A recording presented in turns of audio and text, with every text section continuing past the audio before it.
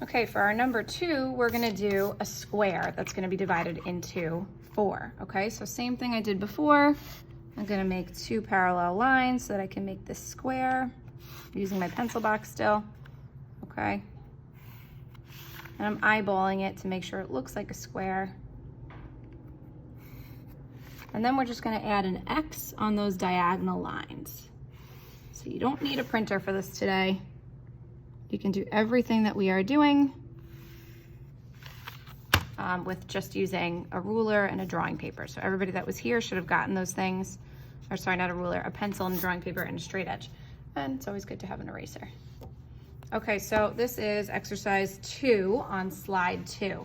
So now we're gonna think about, the levels that we want. I think I'm gonna stick with number 2. So on the right side, this is still gonna stay 2.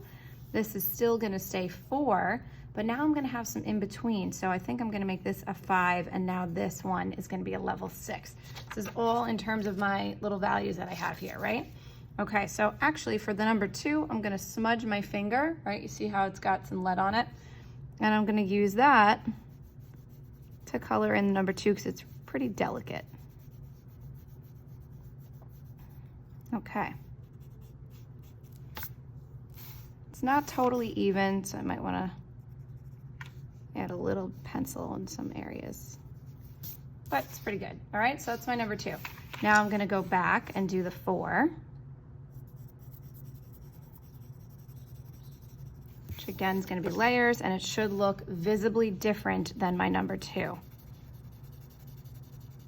It's gonna be darker. And you can always use your value scale to bring it over and see what, if it matches up.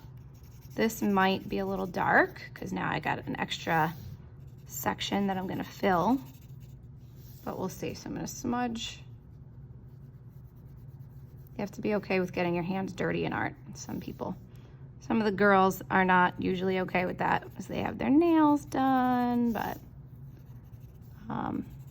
just kind of comes with the class. All right, so that looks good. It's visibly different, right? So that's my number 4. Now I'm gonna go down to the 5, and that should be darker, 1 shade darker than this number 4.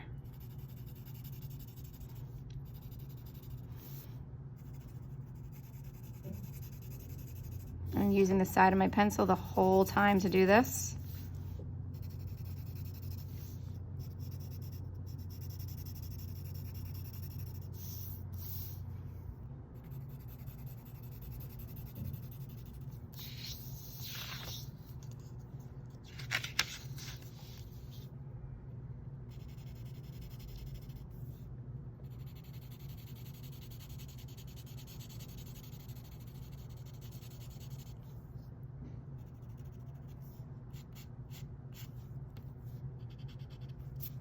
Okay, another little smudge. Even it out.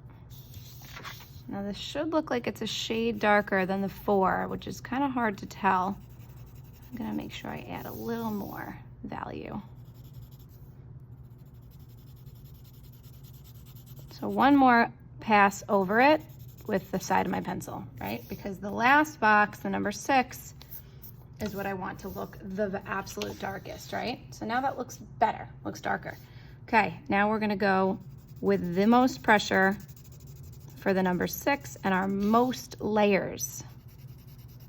Now notice we don't have any white spots in our sections here. Everything is shaded in.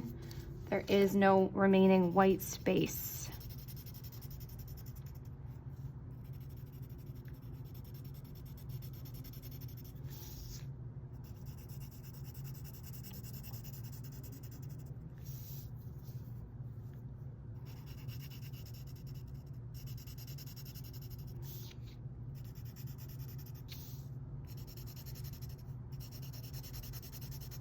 Okay, and I'm going over it.